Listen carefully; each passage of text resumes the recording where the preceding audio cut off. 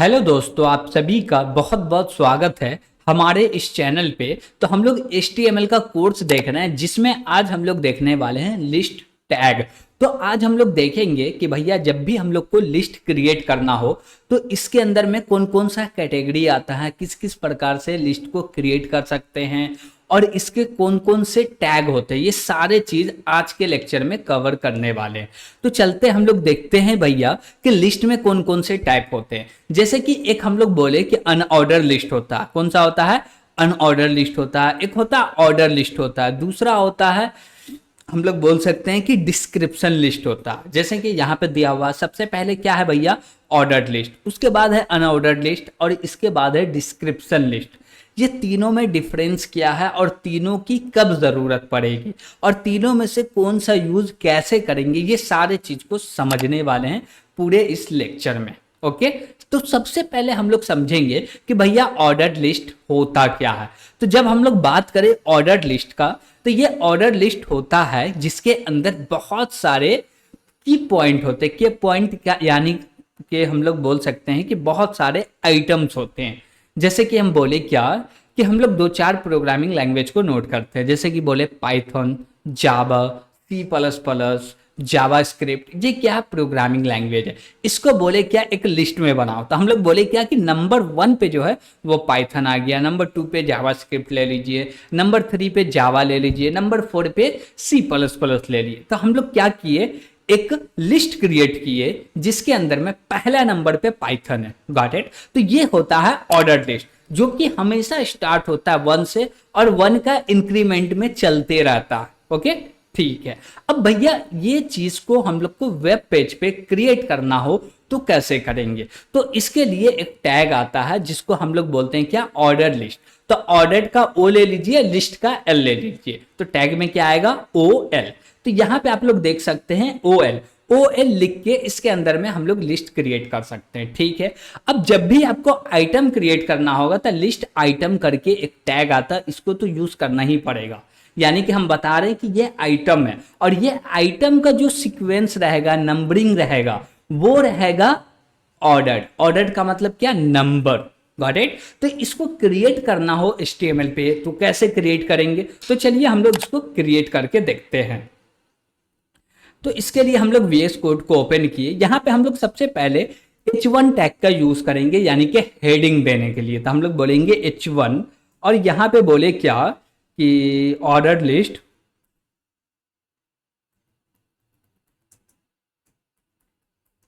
और यहां पे बोले क्या? Order list. ठीक है। और इसके अंदर में हम लोग को क्रिएट करना है ऑर्डर लिस्ट। कैसे क्रिएट होगा ऑर्डर लिस्ट? तो ऑर्डर लिस्ट के लिए टैग आता है भैया OL। ठीक है, ऑर्डर लिस्ट क्रिएट हो गया। अब इसके अंदर में हमको लिस्ट आइटम चाहिए। जो भी लिस्ट क्रिएट किए इसके अंदर क्या चाहिए? List item. तो लिस्ट आइटम क्रिएट करने के लिए भैया LI आता है टैग। तो हम लोग LI का यूज किए, यहां पे बोल दिए पाइथन। तो ये पहला नंबर पे हो गया। फिर दूसरा चाहिए तो हम लोग बोलेंगे क्या? फिर से LI। अब दूसरा ले लिए, इसके अंदर में हम लोग बोल दिए क्या? जावा स्क्रिप्ट। ये दूसरा हो गया। अब हम लोग तीसरा ले सकते हैं। तो तीसरा में क्या बोले भैया? LI आइटम लिस्ट और यहां पे हम लोग ले लेते हैं जावा। बोले जावा। ठीक है। इसके बाद हम लोग बोल सकते हैं क्या? C++ भी ले लेते हैं। चलिए, तो बोले आइटम लिस्ट, अब यहां पे डाल दो C++। ओके, तो यहां पे हम लोग चार क्या लिए हैं भैया? प्रोग्रामिंग लैंग्वेज का नाम लिए हैं जो कि एक लिस्ट के अंदर रख रहे हैं, जो कि लिस्ट आइटम होने वाला। अब इसको रन करने के लिए सबसे पहले हम लोग लाइव सर्वर को ऑन करेंगे। तो लाइव सर्वर को ऑन करते हैं। अब जैसे ही ऑन करते हैं यहाँ पे ब्राउजर ओपन हुआ। यहाँ पे देखिए सबसे ऊपर में लिखा हुआ ऑर्डर्ड लिस्ट और नीचे में आया हुआ पाइथन, जावा स्क्रिप्ट, जावा C++। और यहाँ पे देख सकते हैं एक सीक्वेंस में नंबरिंग किया जा रहा है। Got it? तो इसको हम लोग क्या बोलते हैं? Ordered list. अब अनऑर्डर्ड लिस्ट को क्रिएट करना होगा तो कैसे क्रिएट करेंगे? तो अनऑर्डर्ड लिस्ट के लिए हम लोग को चलना पड़ेगा, अनऑर्डर्ड लिस्ट को पढ़ना पड़ेगा पहले। तो अनऑर्डर्ड लिस्ट में होता क्या है कि जब भी आप लिस्ट क्रिएट कर रहे हैं तो इसके अंदर बहुत सारा आइटम तो होने वाला है, लेकिन इसका कोई भी नंबरिंग नहीं होने वाला है। ये बुलेट पॉइंट में दर्शाया जाएगा। कहां पे दर्शाया जाएगा? बुलेट पॉइंट में। तो जब भी हम लोग अनऑर्डर लिस्ट को क्रिएट करेंगे तो वो बुलेट पॉइंट में शो करेगा। तो अनऑर्डर यानी कि यू से स्टार्ट हो रहा लिस्ट का एल, तो यू एल लिखेंगे, अनऑर्डर लिस्ट होगा। और इसके अंदर में कितना आइटम चाहिए तो हम लोग बोलेंगे क्या? L I, item list, sorry list item हम लोग बोलेंगे। ओके ठीक है, तो हम लोग फिर से चलते हैं भैया, इसको भी ओपन कर लेते हैं, इसको भी लिख लेते हैं। तो अब हम लोग बोले क्या कि ठीक है, इस पूरे को कॉपी कर लिए और नीचे में हम लोग क्या करते हैं? पेस्ट करते हैं। ओके, और हम लोग बात किए थे शुरू में कि जब भी आप लोग कोई भी एक वेब पेज क्रिएट कर रहे हैं तो उसमें जो आपका हेडिंग टैग होगा H1 एक ही यूज होना चाहिए। तब यहाँ पे हम लोग यूज करेंगे H2 का, तो बोले H2 ठीक है। अब हम लोग को कौन सा लिस्ट बनाना है? अनऑर्डर, तो हम लोग बोलेंगे UL, क्या बोलेंगे? UL। अब UL जैसे लिखेंगे अनऑर्डर हो गया। तो अब ये क्या हो गया? अनऑर्डर लिस्ट हो गया। तो चलिए हम लोग देखते हैं अपने ब्राउजर पे क्या अपडेट हुआ या नहीं हुआ। तो हम लोग जैसे ही ब्राउजर को ओपन किए तो यहाँ पे आप लोग देख सकते हैं, यहाँ पे अभी भी लिखा हुआ है ऑर्डर लिस्ट। तो इसको हम लोग क्या करते हैं? चेंज कर लेते हैं। बोले क्या कि भैया H2 में लिख दो अनऑर्डर, अनऑर्डर लिस्ट।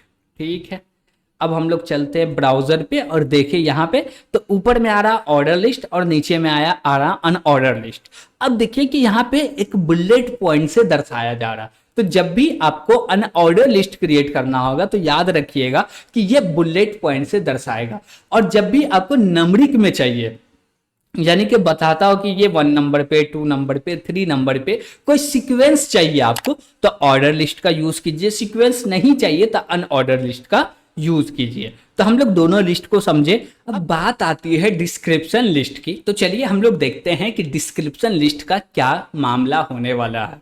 तो डिस्क्रिप्शन लिस्ट में हम लोग को करना क्या है कि एक लिस्ट क्रिएट करना है जिसमें कि कोई भी आइटम का उसका क्या होगा? डिस्क्रिप्शन होने वाला। अब जैसे कि हम बोले क्या, ये मेरा आइटम है, इसका कुछ डिस्क्रिप्शन हुआ, ये मेरा आइटम है, इसका कुछ डिस्क्रिप्शन हुआ।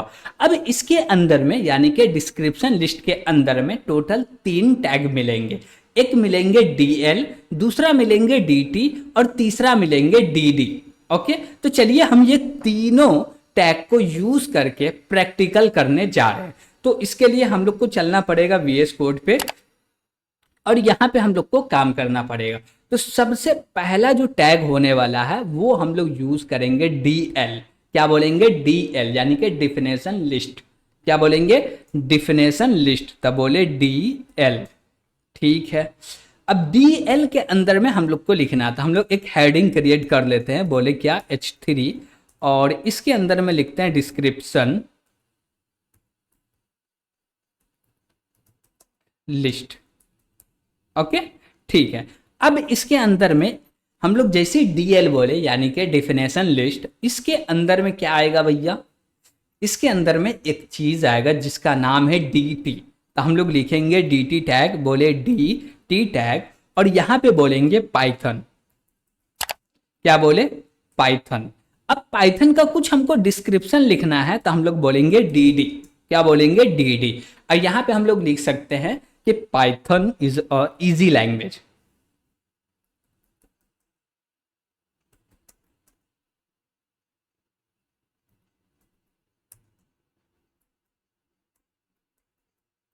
ओके, तो हम लोग यहाँ पे क्या लिखे कि जो पाइथन है ये एक इजी लैंग्वेज है। तो हम लोग लिख दिए Python is a easy language. ठीक है, अब उसी प्रकार से आप किसी का भी डिस्क्रिप्शन देना चाहते हैं तो यहाँ पे DL टैग का यूज कर सकते हैं, यानी कि डिस्क्रिप्शन लिस्ट का यूज कर सकते हैं। तो जब भी डिस्क्रिप्शन लिस्ट का यूज कीजिएगा तो यहाँ पे ध्यान ये रखिएगा कि एक्चुअली होता क्या।